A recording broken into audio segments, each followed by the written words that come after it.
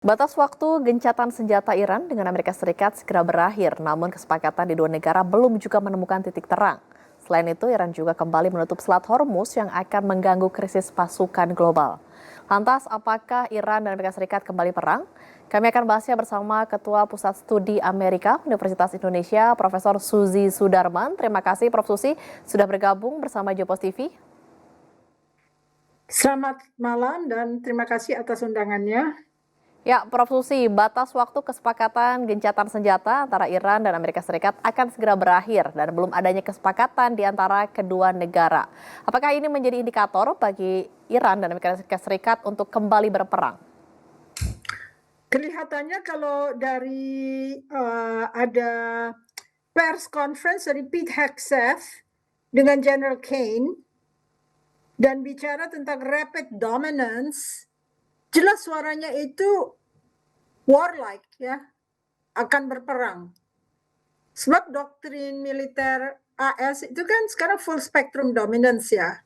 Jadi kalau dibilang dia bicara tentang rapid dominance dan pasukannya sudah berjalan menuju lokasi Iran, tentunya akan ada sesuatu. Nggak tahu itu sesuatunya ini apakah hanya bullying, Amerika sengaja menakut-nakuti dengan mendatangkan kapal-kapal perang dan pasukannya untuk menuju Iran, ataukah ini benar-benar apa yang disebut oleh Hegseth dan Joint Chief of Staff General Dan Kane itu sebagai rapid dominance. Itu akan kita lihat nanti, karena dalam perang itu kita tidak bisa menerka, apalagi dari orang seperti Donald Trump yang NPD ya, yang hanya memikirkan diri sendiri dan tidak lagi memikirkan apa yang terbaik bagi peperangan tersebut, tapi apa yang terbaik buat dia menunjukkan bahwa dia menang di peperangan ini. Ya, selain batas waktu gencatan senjata yang akan segera berakhir, AS juga melakukan blokade laut yang berpotensi memicu kembali konflik terbuka di kedua negara. Mengapa AS melakukan ini, Prof?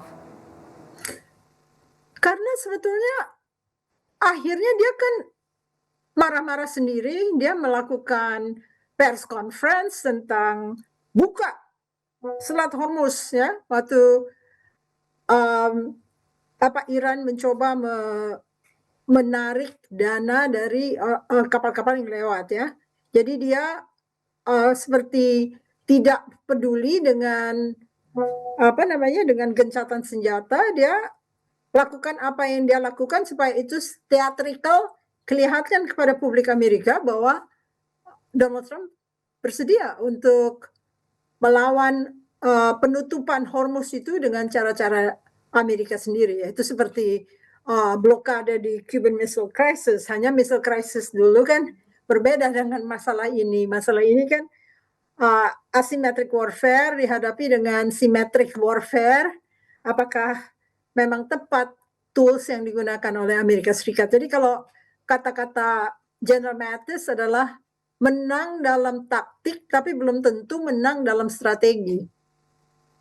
Oke, dengan adanya blokade yang dilakukan Amerika Serikat membuat Iran batal kembali membuka Selat Hormuz. Nah, apakah langkah yang dilakukan Iran ini memperburuk krisis pasokan global? Iran nggak banyak pilihan dalam artian, oke, kita lakukan sebagai balasan kepada apa yang dilakukan Amerika Serikat, karena itu juga membahayakan bagi kapal-kapal yang akan lalu lalang di seputar perairan internasional tersebut. Lalu juga sekalian mencekik dunia, karena kalau misalnya pasokan minyaknya juga berkurang kan artinya akan terjadi krisis energi dan ekonomi internasional akan kacau balau. Lagi pula Amerika bukan saja menyatakan blokade di seputar Selat Hormuz dan Bab el-Mandeb, tetapi juga mengejar tanker-tanker Iran yang berada di lautan kita, di kawasan Indo-Pasifik. Jadi ini sudah melakukan peperangan yang sebetulnya tidak disangka-sangka akan melibatkan Indonesia. Terpaksa kita melihat bahwa keterlibatan itu tidak terhindar karena pemerintah Indonesia seakan-akan tidak menyatakan bahwa flight airspace Indonesia itu boleh untuk flight mereka ke arah Iran. Ada yang menginterpretasinya sebagai ini hanya transit passage ya, jadi oke dalam UNCLOS. Tetapi yang lewat itu adalah kapal perang. Dan kapal perang bertujuan untuk mengejar tanker Iran untuk digempur.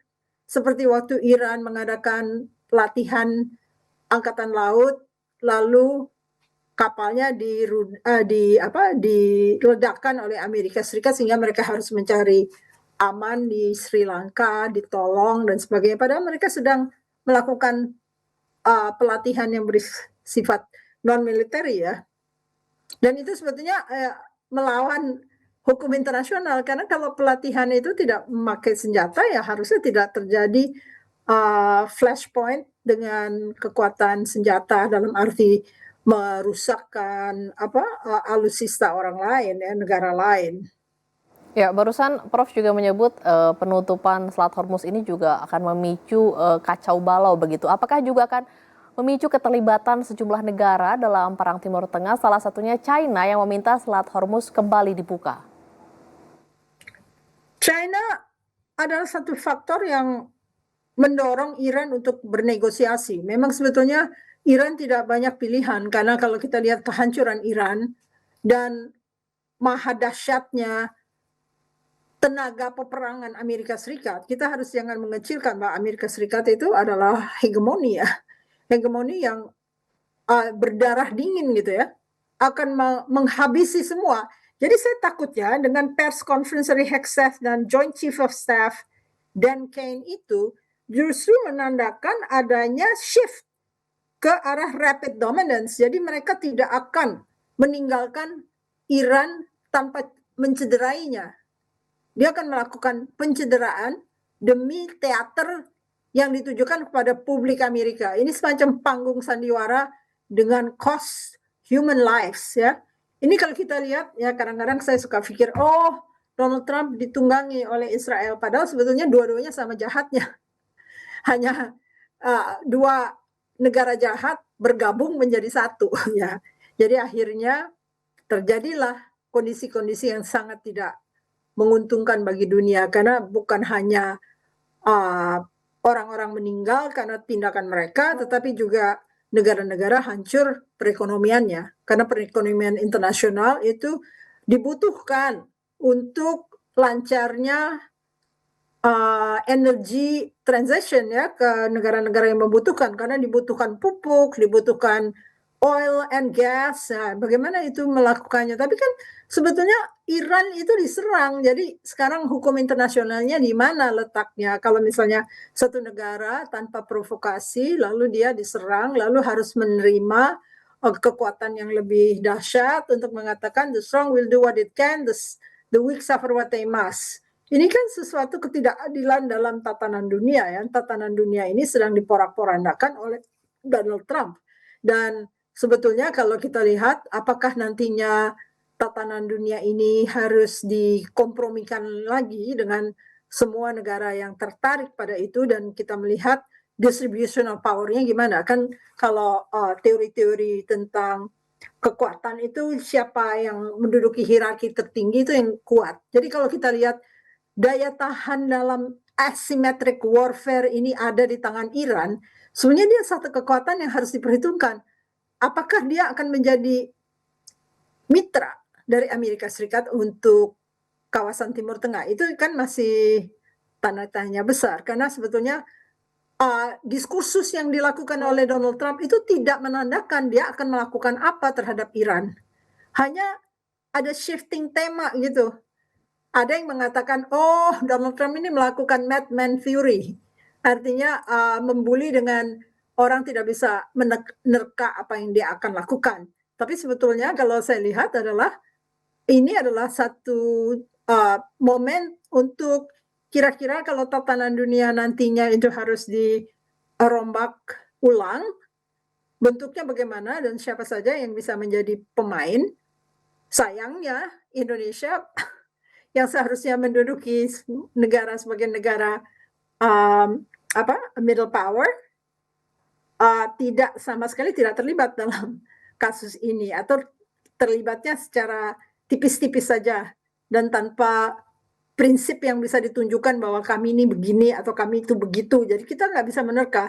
Indonesia bagaimana? Kalau kita lihat misalnya mengizinkan overflight, mengizinkan kapal-kapal perang masuk untuk mengejar target yang sebetulnya kawan kita sendiri tetapi dianggap sebagai enemy state. Jadi sebetulnya Indonesia letaknya di mana gitu.